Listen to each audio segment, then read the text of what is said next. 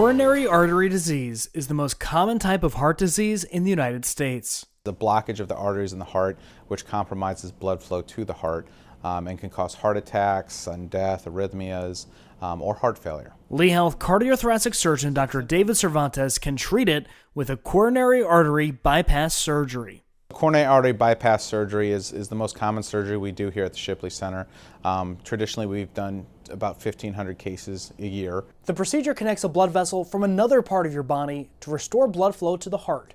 Any blockage that's there, we leave there, and we bypass the blood flow around the blockage so that there's blood flow coming from the native circulation to the blockage, and then blood flow coming from our bypass graft to the blockage. So if that narrowing completely closes off, you still have blood flow to the heart. In the past, it would have meant an open surgery.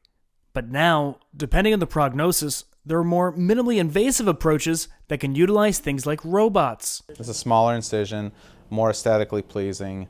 It's about 3 inches as opposed to opening up the whole chest. The Shipley Cardiothoracic Center is one of the few places that can do the procedure both on and off pump. You can learn more by searching for cardiology on lehealth.org. For Lee Health, I'm Devin Turk.